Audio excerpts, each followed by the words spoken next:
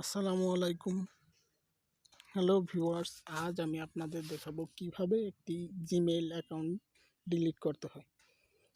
একটি Gmail account delete করার জন্য আপনাকে প্রথমে আপনার ফোনের সেটিংসে যেতে হবে। সেটিংসে গিয়ে অ্যাকাউন্টস নামের অপশনটি খুঁজে বের করতে হবে।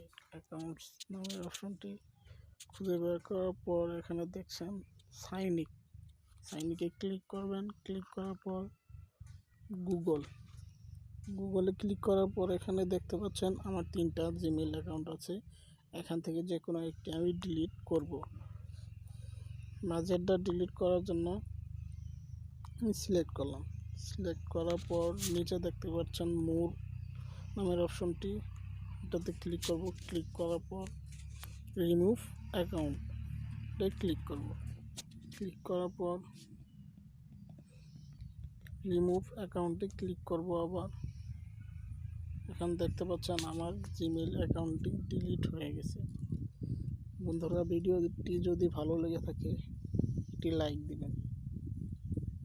ভিডিও সম্বন্ধে কোনো মন্তব্য থাকলে কমেন্ট বক্সে কমেন্ট করে জানাবেন, বন্ধুদের সাথে শেয়ার করবেন। আমার চ্যানেলে নতুন হয়ে থাকলে চ্যানেলটি সাবস্ক্রাইব করে দিয়ে পাশে থাকা বেল আইকনটি বাজিয়ে দেবেন নতুন আপডেট পাওয়ার জন্য। আর যদি অলরেডি সাবস্ক্রাইব করে থাকেন তাহলে অসংখ্য ধন্যবাদ। ভালো থাকবেন।